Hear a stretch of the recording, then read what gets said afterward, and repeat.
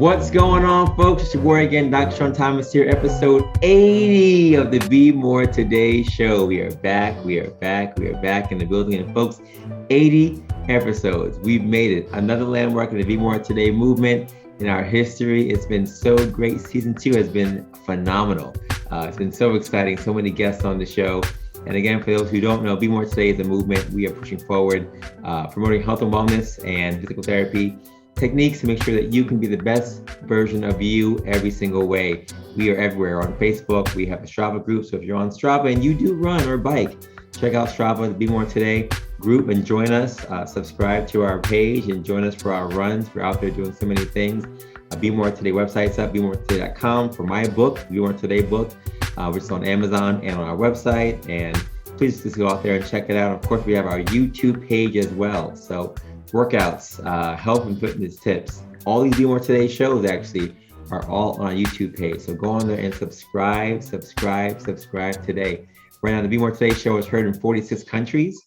That's right, folks, 46 countries. And it's been so great just continuing to put out this message to so many people. I've gotten so much good feedback from those who've been on the show and people who've been on the show in the past and people who want to be on the show now because they see what's going on with the movement. So I appreciate your love and your support. It does not go unnoticed. My quote for today is simple as always, and it's by one person I find really, really interesting, Dr. Rebecca Ray. And she said, "The walls of your comfort zone are not only transparent, they are imaginary. You can cross them at any time. You just need to decide to take the leap."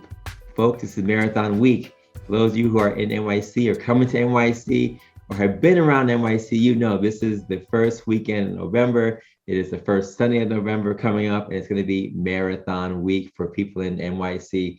And as I told you guys, this is number 5 for me, my 5th marathon. And I wasn't a long distance runner in college. I have someone on the show who's going to talk to us more about that. But this will be my 5th and probably my final marathon.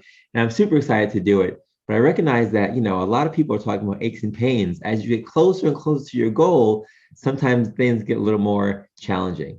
Aches and pains kind of cramp up on you. And the training you've been doing for months on end seems like it was never going to end. It's finally coming to a close.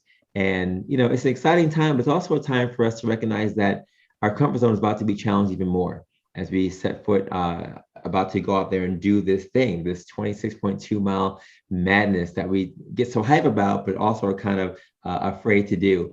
And every single time I do a marathon, I get hype. I get excited, I get nervous, and then I get into it and it's great. And then you hate it.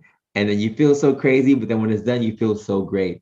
But the only way you really get to that point is if you really push past your comfort zone and recognize that the things that you thought you couldn't do, they really are imaginary. I mean, so many people say, "Oh, how can you run a marathon? It's so hard to do. I can never do that." Listen, my mom is doing a marathon, her second one, my wife, so many other friends who are not people who are traditionally runners, right? But they said, "You know what? There's a goal I want to have out there. I'm going to set my eyes on that."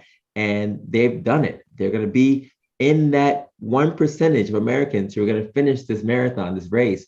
And it's just so interesting to see that there are so many limits that we have in our minds that are simply in our minds.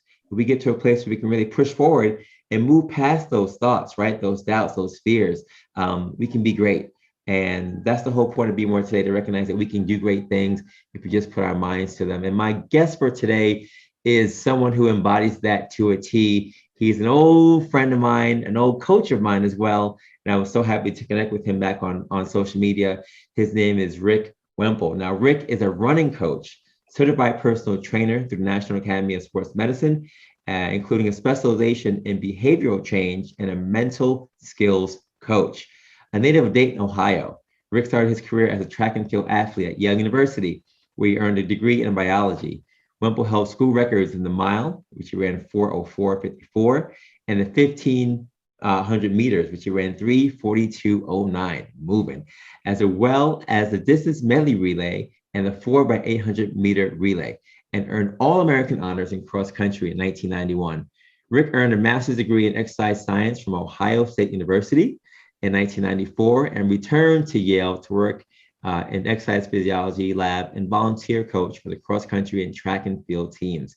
Rick coached at Yale University, Bruno, from 1998 to 2005 before moving to Chicago to coach at Loyola University And finally, your Yale University in 2006, 2011.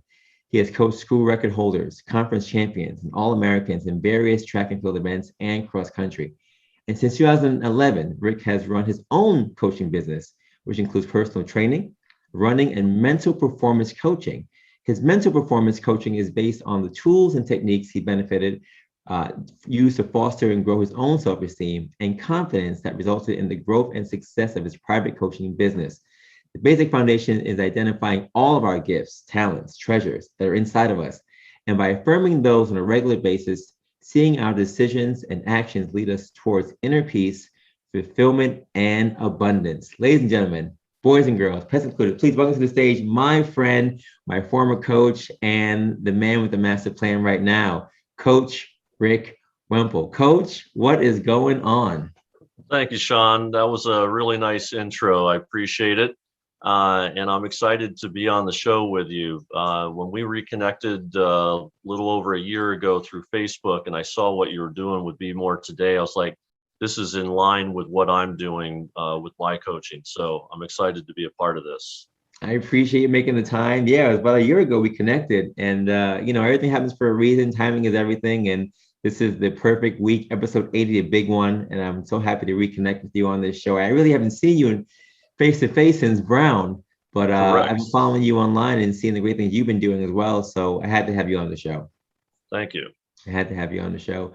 Listen, Coach, I know that you are a well-decorated athlete. When I was running at Brown, I didn't really have direct connection with you because I was in the jump squad with Ann, but I did clearly, benefit from your tutelage as the coaching staff, and did see what you did with our distance runners. I mean, such an influential coach you were to get them to be so awesome in what they were doing. And I think that sometimes we as athletes, when we have coaches like you who are so decorated, we kind of forget that you also ran and that you have your own, history and how you got into this. So I wanted you to first just kind of start by talking to us about how you got involved in distance running in the first place. Actually, through the back door, so to speak. I'm 6'1" in terms of height. I know you're a little taller than I am. I was 6'1" as a 7th grader. And so I was a big basketball player. But little did I know, I was training for running without realizing it, because I had a paper route, and I would run that paper route every day till I could get the papers delivered as soon as possible so that I could get out and play with my friends. Because it was an afternoon paper route. You don't even have those things at an afternoon paper anymore.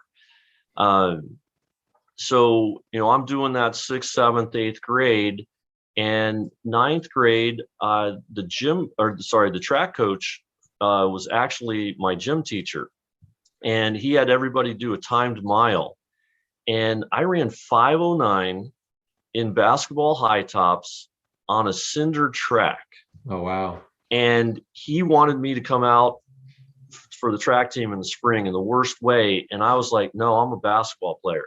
I'm not coming out. Well, by sophomore year, many of my peers are getting taller than me. And so my relative basketball skills are declining compared to everybody else. And I realized maybe I should try this track thing. And I went out for track and had a lot of success as a sophomore. And then it was a no-brainer to go out for cross country as a junior. So it was something that I kind of slid into because, again, let's go back to coaching. I was fortunate enough to have that coach as a gym teacher, and he turned out to be just a quality man as well as a quality coach. Wow, that's incredible. It's funny. It's so funny how many people played basketball who got involved in track, as I did also. And basketball is that thing where I've gotten hurt playing basketball so many times, but track and field never hurt me. And you being able to transfer over from running on the cinder track with basketball sneakers on, that's insane. I know that your coach was probably geeked when he saw you do that, because to do that in basketball sneakers on a cinder track, that probably got him really, really excited. And who knows, if you had not even gone out there and tried that, we would have never had you here today as a coach. So That's a real possibility. yeah, Absolutely. yeah, absolutely. So, you did the running thing clearly, and I know you went to Yale and you ran there, but when did the coaching thing become something that you wanted to get involved in doing? Actually, even earlier, my mom taught Sunday school classes to like 3, 4, 5 year olds at our church. And at the time, I was maybe third grade, fourth grade. And so I actually went and helped her. And I loved teaching, just absolutely loved it. And then the summer between seventh and eighth grade, I went to a basketball camp at Notre Dame. And I was more enamored with the superstar coaches who came to speak than I was the superstar athletes. And I can remember that following winter watching basketball on TV and having a notebook and writing down plays that I would see. It was like I was scouting the games. And I just knew I wanted to be a coach at that point. Wow. So some parental influence, and then also some other coaches Yeah. being an influence without them even realizing it. Yeah, yeah, that's incredible. So, you, I think, have a very unique perspective because were an athlete and you are a coach. And I think doing that brings a duality when it comes to looking at athletics, when looking at your athletes and what they may be able to benefit from your experiences based on what you did on the track and also what you learned, in the classes. What are some of the aspects of athletics that you think helped pave your way personally through academia, your professional career? Because I always talk about, how when people are athletes in general, there's a lot that is taught in training, in the win-loss category when it comes to meets and any competitions that we can apply to life. So what are some of the aspects that you think personally that you take from athletics that help pave your way through your professional career, your academic career, and even your coaching career right now? I think one is just the discipline. Uh, you touched on it just a little bit with your comment about athletics and how it teaches us about things in general life.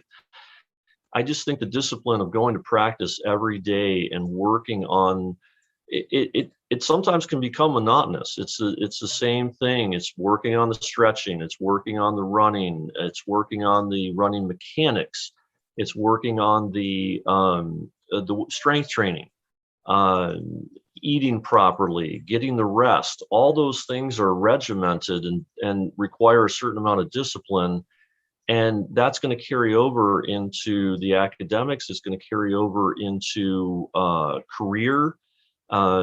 It's even going to carry over into family life because I don't know if you have any children, but when children come into play, there's a lot of discipline. I'm not talking about telling them no or they can't do this or can't do that. I'm talking about there needs to be some structure in order to get the child to this activity, to school, eating, dressed on time. There's a lot of discipline on the parents' part that's required to keep some semblance of structure or normalcy for the child.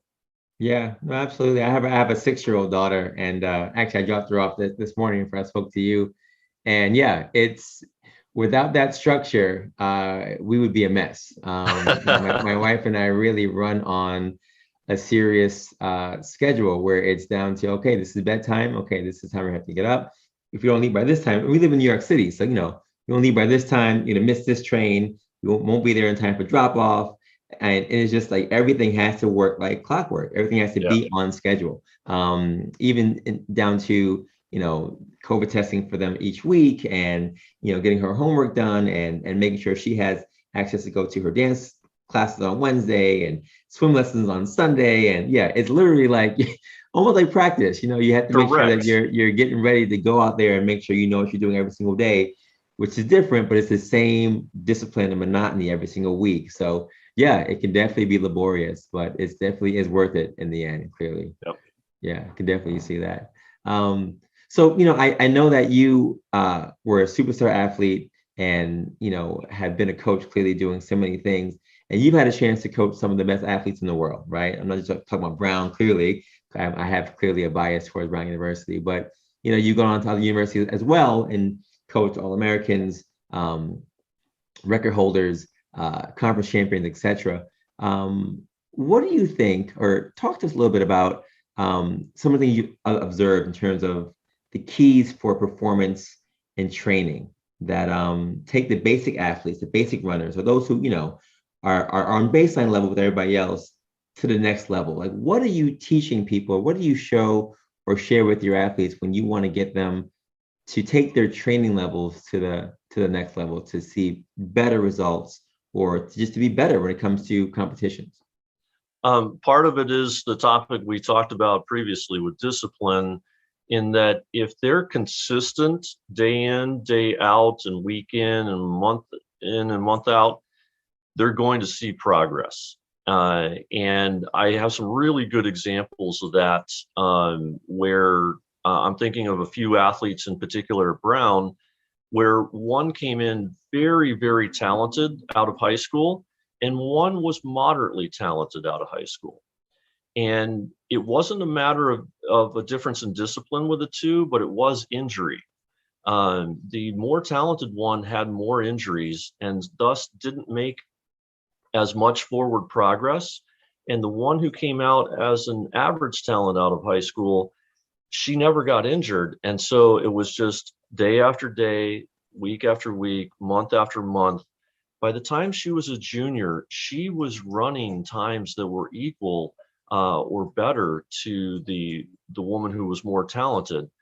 And I just think that was a great example of the consistency day in and day out. And again, it's not to take anything away from the person who had injury problems.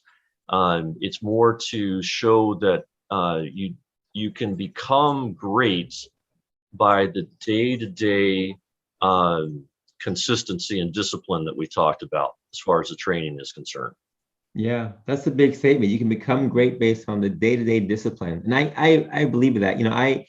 When I got recruited at Brown, I was a decent athlete, right? When it came to track and field and triple jump, which I had just started doing maybe 2 years before, I went to all the other schools. I checked out Penn, I checked out Princeton, I checked out Brown clearly. And Princeton was like, yeah, not good enough. And yeah, not Yale. UPenn was like, yeah, good enough. Definitely, you can come here, we can get better. And of course, Ann took a chance on me. And when I look back at the progression that I made, I never really got hurt at Brown until my senior year. For me, and I know running is different than jumping, but progressing by 4 feet or 5 feet in a jumping event is huge. I mean, it's almost Very like huge. taking off minutes when it comes to distance races. So I agree with you that day-to-day progression of discipline can definitely take an average athlete or your basic or standard athlete to the next level if they continue to put in that hard work and dedication. And yeah, if you had told me that I'd be jumping 5 feet further than how I started my freshman year, at the end of my freshman year, I jumped 5 feet further, in a 9-month period. I wouldn't have believed you if you had told me that in September of that year. But, based on the coaching and the discipline you guys instilled in us, those are possible. And we've seen athletes do those kind of things on the track, off the track, in various jumping events and running events, etc., because they put in that discipline. And again, you mentioned the injury that can sometimes take people out. There's so many people, and you've probably seen this as well, who are so talented and they rely on their talent so much, but they don't really put in that effort. They don't put in those extra hours that the basic athlete or the regular athlete may be putting in because they don't think they have to work as hard because they are so talented. But even when you get to those levels, you have to even work a little harder to make sure that you're maintaining, that you're recovering properly, that you're still getting your sleep, that you're still doing things you have to do, the thing that you did to get to where you are now or then, to be able to be progressive and to be able to be successful in the end. And a lot of people, I feel, in my practice I've seen, don't get there because they don't pay attention to the small things. They don't pay attention to the small things that they need to do to maintain and get to the higher level competition. So yeah, I completely agree with you on that. That's a very, very poignant statement. It's difficult to be that disciplined year in and year out for a long period of time. That's why we only have a few superstars. Right. Uh, Michael Jordan had tremendous talent, but Michael Jordan also had tremendous work ethic. Yeah. Uh, Tom Brady, who's just defying all kinds of physical age type of things. Part of that, I'm sure, is genetics, but also part of it is we know that he does the extra as far as the nutrition is concerned to keep his body just absolutely at its peak. It's very challenging and difficult to do that every day. He's doing it now for 22 years. Yeah. We get tired after a while doing the same thing over and over. So Yeah. I applaud those who can be the superstar because of their mental approach to it. I applaud that discipline that Yeah. athletes like that have. Yeah, no, absolutely. I think about LeBron James as well, and they say Yep. he spends like $1 million a year just on his body alone, just working on recovery and massages and PT and what have you. So yeah, those things are crucial. And I'm always curious if our A-listers, in various sports, from baseball, basketball, what have you, if they were to take that same approach to their craft, how much better they would be as well. But like you said, it's hard to maintain that discipline for 1 year, 5 years, 10 years, and the longevity of these athletes can sometimes be so short simply because they're not doing those day-to-day things. Right. Absolutely. So, Coach, I know you have your own coaching company. I'm very curious, and I want you to just share with listeners, what inspired you to start it and what it's all about. All right. So again, this is going back to early days in high school. I had some injuries and went to the orthopedic doctor, physical therapist, and so on, and realized that there was this thing called personal training, and I was like, "Wow, this is really cool. I would like to do this on for myself and maybe work with high level athletes during their off seasons and so on." And so my original intent in going to college was to get a biology degree, get an exercise science degree, and run my own business. And in the theme of what we're talking about today, that got diverted. Um, and it got diverted into coaching college track and field, which in many aspects was fantastic for me because I love coaching. But there were also some aspects that weren't great for me, and it had to do with my own self-esteem and self-worth. And so it wasn't until I got fired from Loyola University that I actually started my own business. And that was 10 years ago, the June of 2011. And what I mean by my own self-esteem, the I struggled with thinking that I wasn't good enough, or not enough, or less than, and that became more prevalent during grad school. And I think my self-confidence waned as grad school progressed, and so my confidence to start my own business, it just wasn't there like it had been maybe 2 or 3 years earlier. And so, not to take anything away from track and field, I love the sport. But in America, track and field is not, it's very low on the totem pole.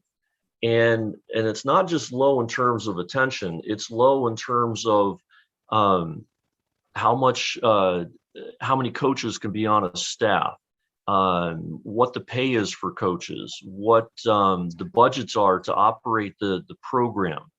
Those are all on the lower end of things, and there's a certain message of not being good enough or less than. And I think I was drawn to that because I was thinking myself, I'm less than or not good enough.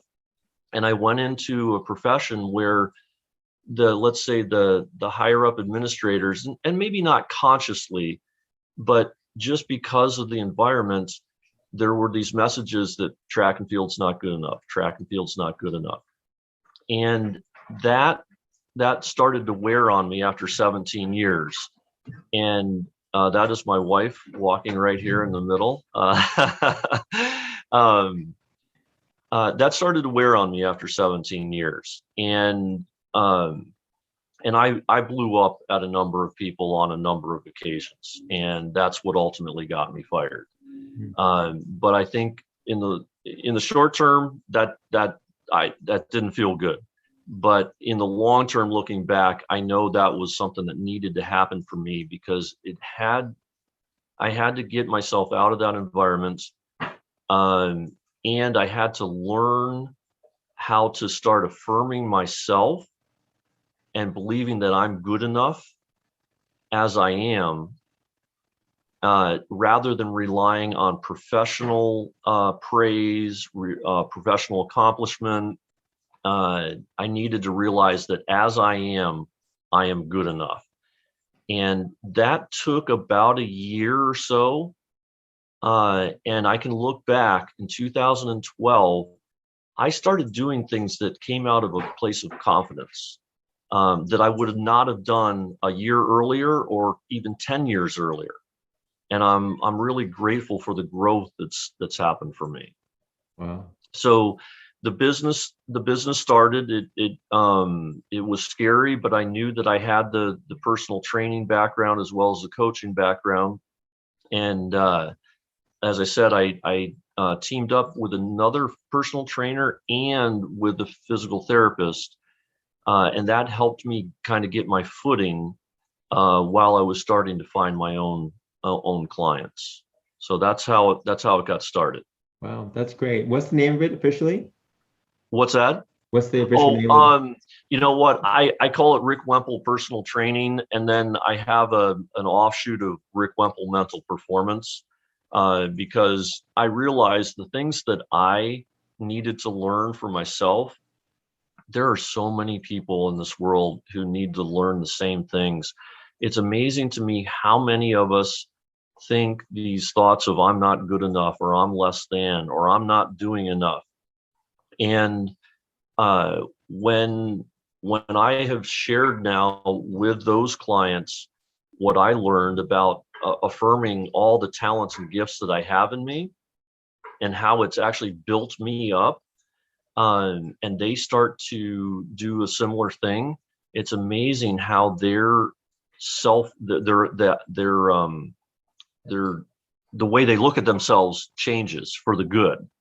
And ultimately, as a result of that, they start making better decisions. They start taking better actions in whatever aspect of their lives it is, whether it's the running that I'm working with them on, or it happens to be their career or their financial decisions.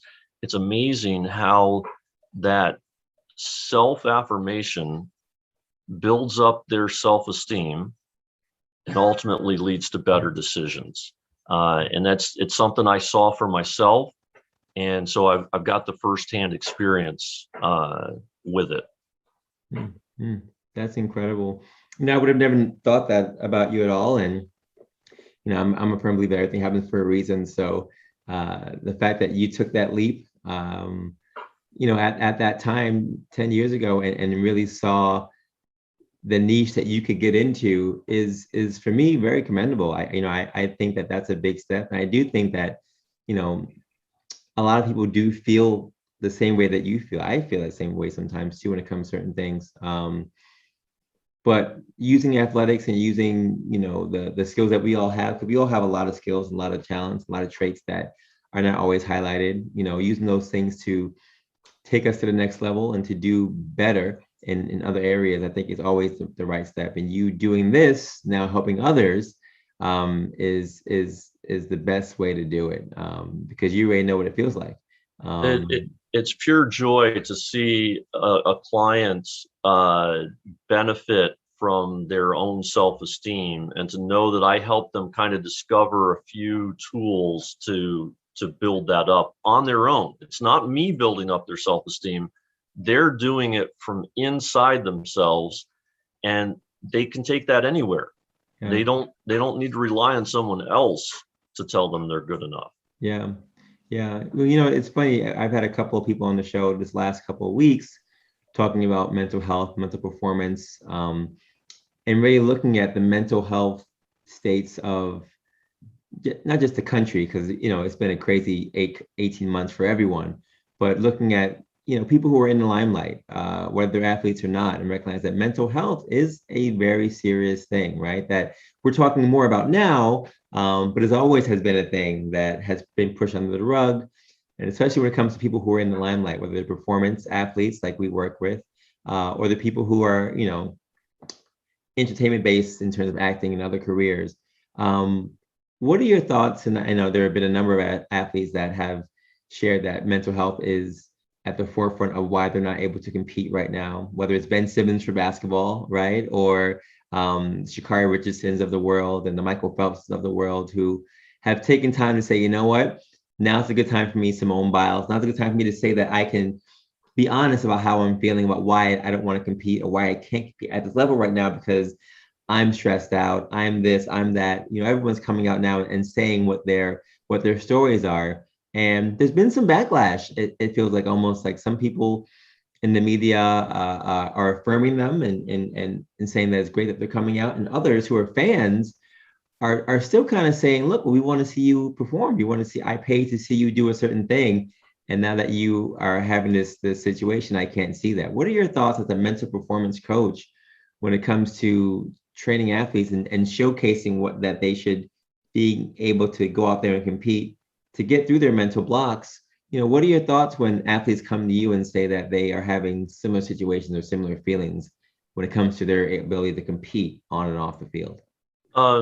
In some cases, there does need to be a break. In fact, I have an example right now of a high school runner who, I think the struggles she was having was a result of some physical struggles that she didn't even realize. She was running poorly because of really low iron and anemia. And she didn't realize it until her mom contacted me. We talked a bit, and I was like, let's get the iron and red blood cells checked. But she was kind of in a negative spiral about, I'm not a good enough runner. I'm horrible.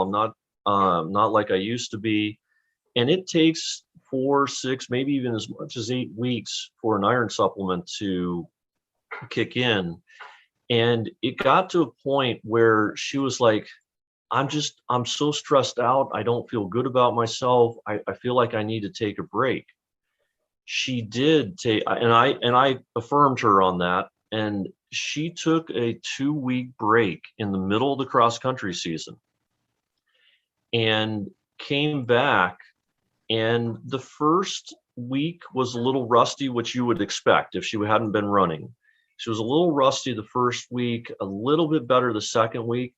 And by the last race of her season, which was about a week ago, she ended up setting a 45-second PR. So she needed, I think part of it was she needed more time for the iron to kick in, but she also needed that mental break to just step away for a little bit and not be knocking her head against the wall all the time. Yeah. So when it's needed, I'm going to be supportive of it. Yeah, absolutely. That's a great success story. Let's talk a little bit more about mental performance coaching, because I've heard a bit about it, but I'm not sure exactly about all of the components of what you do and how you integrate it into the success and training of your athletes. So what's a typical session or day like for you when it comes to promoting and supporting the mental performance of your athletes? Okay.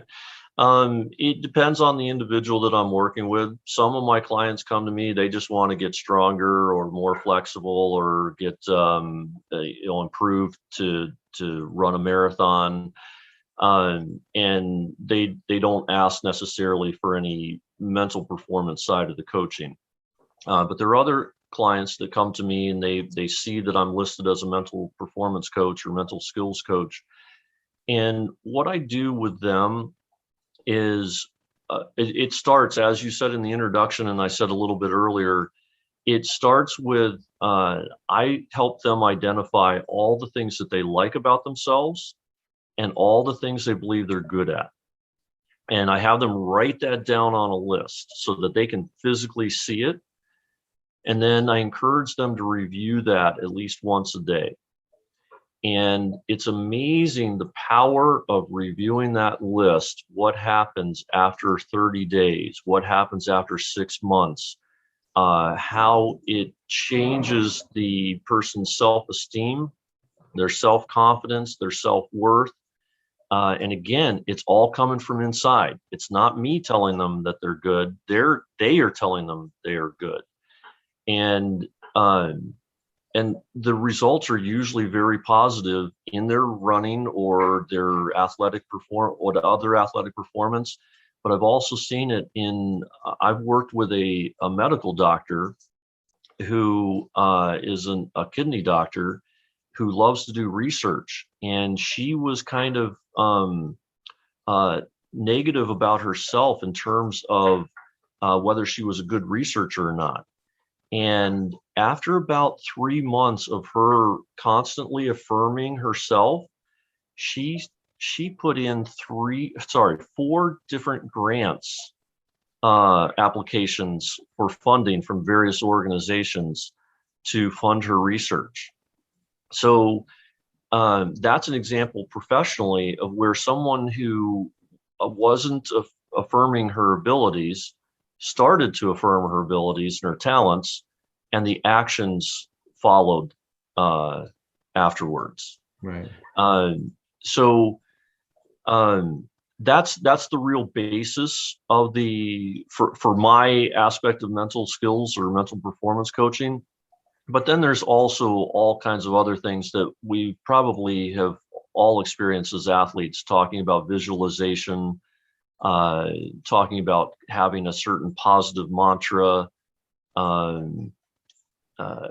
As you said, looking at the barriers and are they actually barriers? I'm going to plug a book, if I can put it up here. It's called The Pressure Principle. And does it have the author there? I don't know if we can see it. Let me see here. Dave Allred. In his book called The Pressure Principle, one of the things he talks about is working at the margins. And what that means is if I'm capable of running 10 minutes and I think, well, I want to be able to run 26.2 miles, which for the average person might be 4 or 5 hours. I can't think about running 4 or 5 hours right now. I need to work on running 15 minutes. That's pushing the margin just a little bit beyond that barrier that you talked about in that opening quote. And then I get comfortable running 15 minutes and I work at the margin to push it a little longer to 20 minutes. And over the course of months and years, I'm able to run that 26.2 miles. And that's that principle, working at the margins, that this coach talks about, that we can push through those barriers, but we need to work at the edge, push a little bit through that, get comfortable, push a little bit through that, get comfortable, push a little through that. And before you know it, holy cow, my performance has improved dramatically. Similar to what you said about your triple jump improving by 5 feet. That didn't come in one day. It came in 9 months worth of working at the margin, so to speak. Yeah. No, well said. Thank you for the book reference. We'll definitely check that one out. Yeah, it's so funny how that, I think people, and again, let's go back to our conversation earlier about athletics. If you've been an athlete ever, then you recognize that it's really about the incremental improvements that really shows progress. Yes. And it really applies to life as well. And I'm happy that this platform really highlights the similarities between athletics and life, because to me, there's so many similarities between what you do in the training for a race and what you do for the training for life. They're just so intricately connected for me.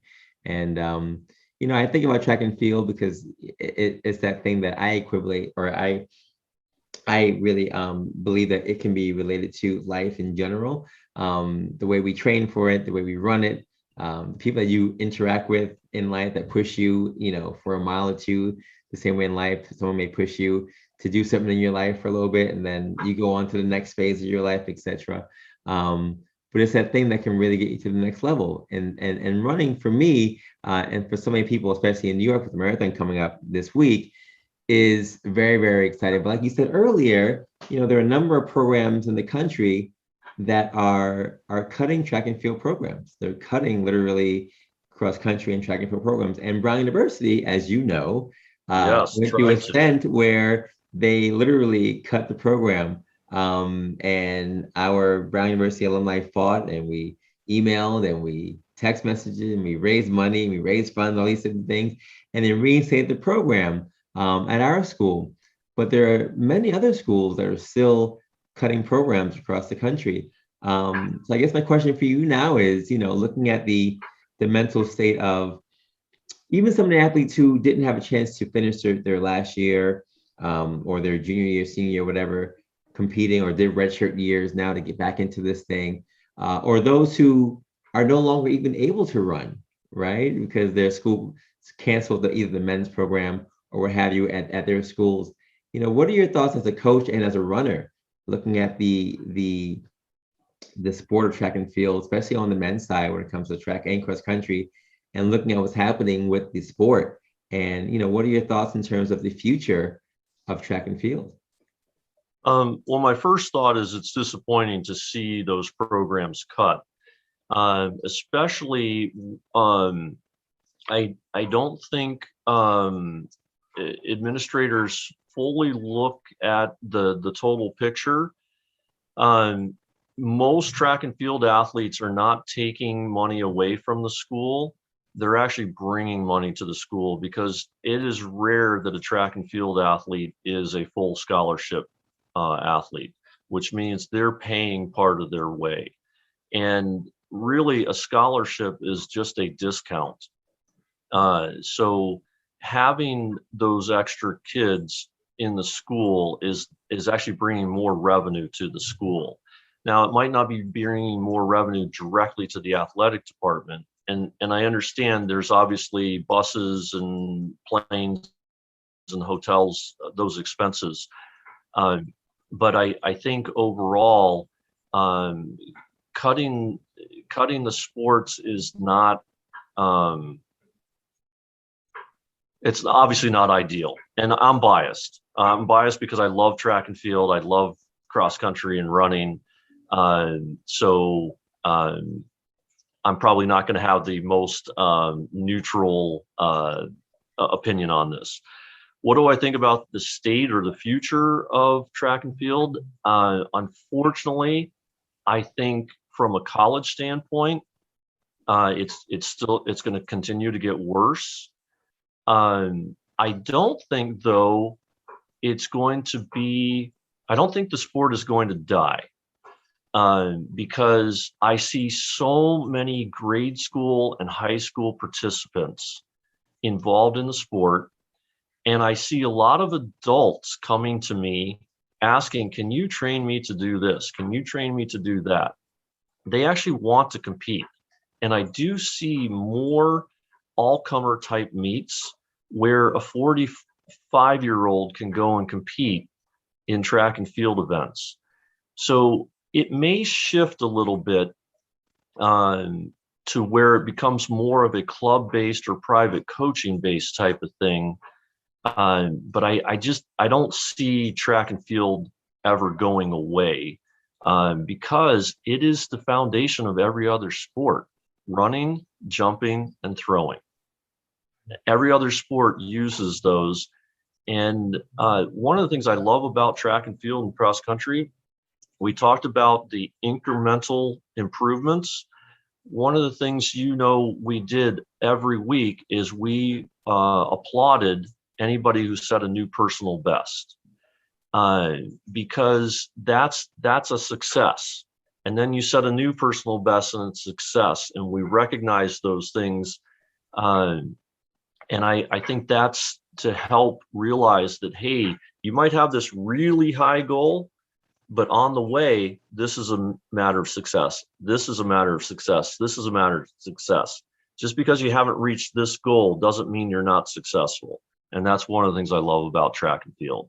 And that might have been a little tangent from your question, but I just wanted to put that in there. It's spot on. It's spot on with the question. And, you know, I think, again, just because the marathon's coming up for New York this week, and, you know, it's that thing where, like you said, you know, everyone has a certain goal, but seeing everyone just finish and be able to compete at their highest level for whatever that level is for that person, you know, that's the beauty of it. That's the beauty of track and field, and being able to see, look, I put this work in, I got this result. It's one of the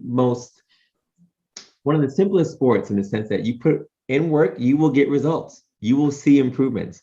Correct. And it's improvements that you can actually quantify, right? If you can see someone drop 5 seconds, that's an actual show of progress. You're seeing that I did better this time compared to last time. And in certain sports, you really can't tell those things, right?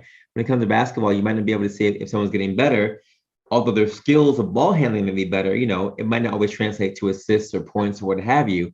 But for track and field, it's very, you know, plug and chug. You do this, you will see this.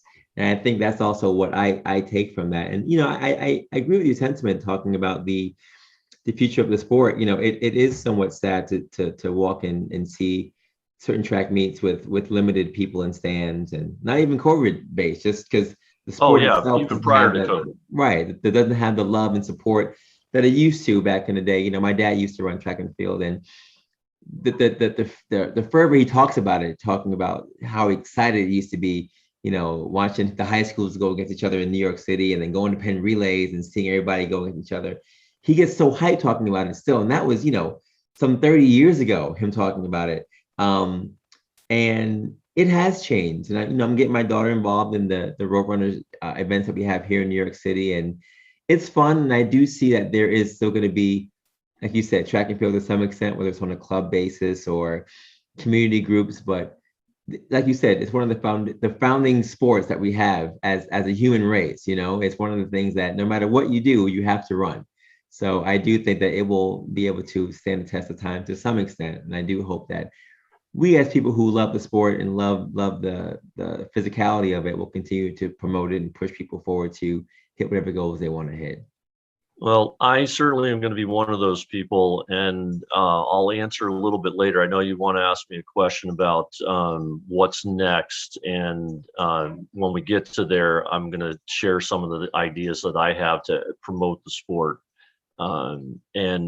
but using the sport to actually promote bettering people's lives.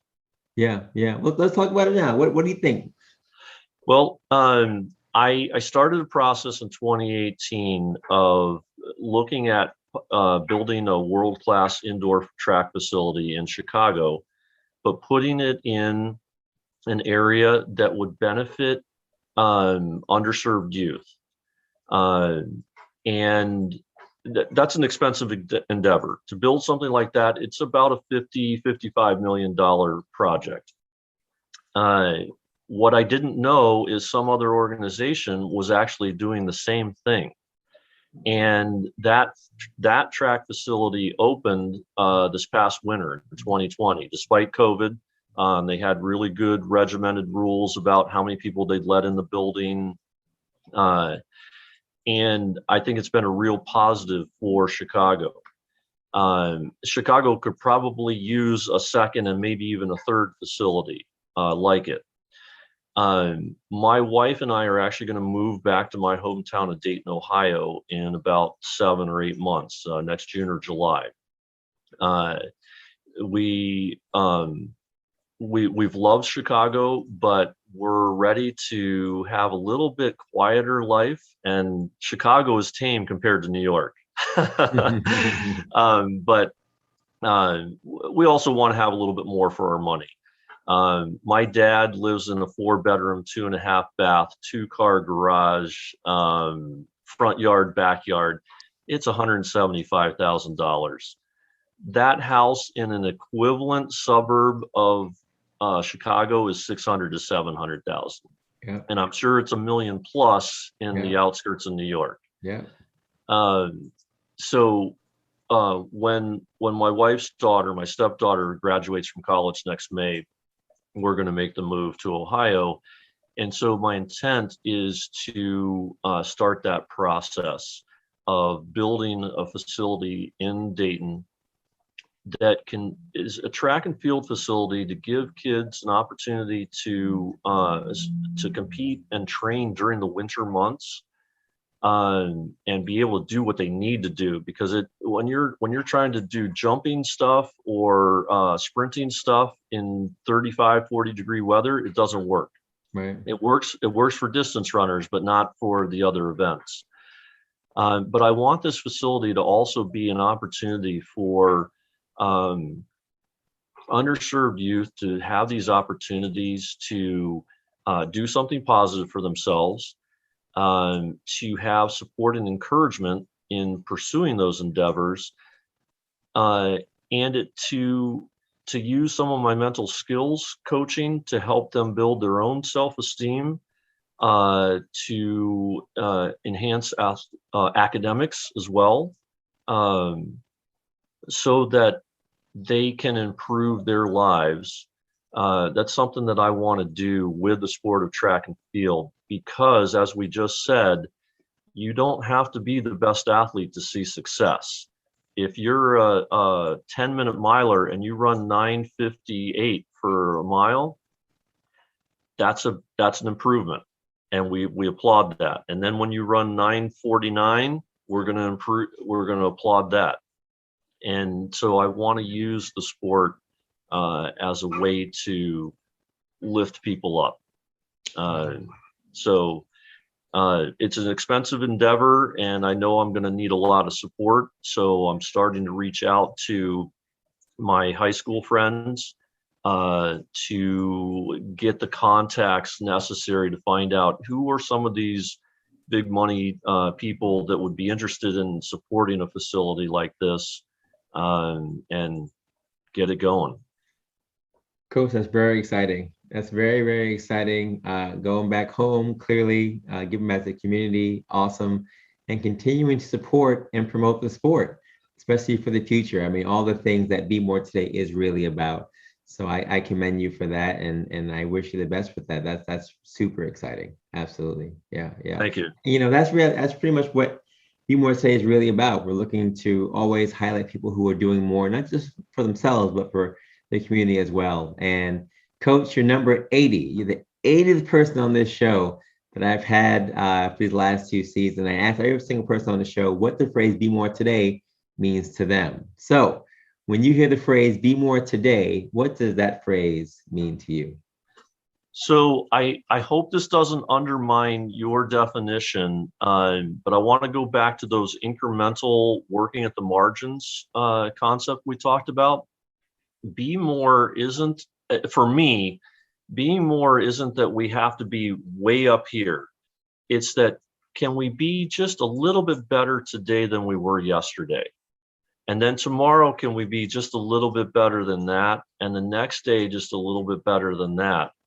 Working at those margins and pushing the edge, or pushing through that barrier, and then pushing through the next barrier and through the next barrier. And eventually we get to here. So that, for me, that's what Be More Today means, is let's push through some of those self-imposed barriers and just work a little bit more, and then just a little bit more, and compare ourselves to ourselves, rather than me trying to be Tom Brady or Michael Jordan or LeBron James. But can Rick today be just a little bit better than I was yesterday? Yeah, absolutely. I applaud you on that as well. Listen, Coach, where can people follow you, your coaching, or any of your exploits on social media or otherwise? So my website is coachrick.info. It's not .com, because somebody else got that long before I wanted it. So it's coachrick.info. The email address is pretty easy. It's an extension of that. It's rick@coachrick.info. And I do have a Facebook page. So you can just type in Rick Wemple, Wemple, and I see it's on the screen here. And it should come up on Facebook. I actually have two pages, a personal page and a Rick Wemple Mental Performance page. They're pretty much interlinked with each other. I had been doing some Instagram stuff, which I think is RW Mental Performance.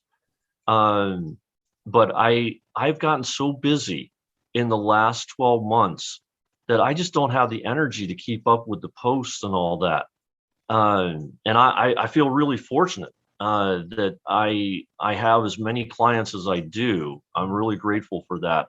But I think once I start heading to Ohio, I will get back on Instagram and do more posts on Facebook because I will have a little more time and energy. That's great. Coach, I really appreciate you being on the show today. You made episode 80, one for the books. And I wish you the best with the move back to Ohio. My wife's from Ohio, so we love Where in Ohio? She's from North Olmsted. That's where her family lives now in North Olmsted, Ohio. So okay, so Cleveland suburb. Yeah, Cleveland suburb. Absolutely. But yeah, we'll be out there at some point in time soon. But if I am out there, I'll definitely holler at you, and excited to see the great things you will continue to do out there. So I wish you the best. All right. Thank you, Sean. I appreciate you having me on today. No problem, folks. And don't forget what our quote was from today from Dr. Rebecca Ray. The walls of your comfort zone are not only transparent, they are imaginary. You can cross them at any time. You just need to decide to take the leap. Imaginary walls, folks. Push those walls down. Mental barriers, physical barriers. Like Coach said, incremental steps, right? And progress is relative to everybody. You going out there and just getting out there for a run is fantastic. Don't worry about the time. Just go out there and start running. If you are looking at times, anything that you do that is improving your running, your walking, your fitness, your health, right? Your wellness, drinking more water, getting more sleep, all those things, we applaud those things. So take the baby steps, take the leaps, go out there, get it done. Everyone who's running the NYC Marathon this week, get ready. I'll see you out there. And let's make sure that we run NYC to the fullest. And for all things Be More Today related, please check out our website, BeMoreToday.com, for my book, which is on Amazon and on the site, our swag store for our Be More Today gear. And of course, the podcast is heard everywhere on all your favorite podcast platforms and on YouTube. If you want to send me any thoughts or try to connect with Rick directly, my email is drshawn@BeMoreToday.com. And as I always say, folks, have a good day, have a good night, have a great life, and continue to take your steps of greatness to be the best version of you. I won't see you next week because I'll be doing the marathon, but I'll see you in 2 weeks. All right? You guys take care.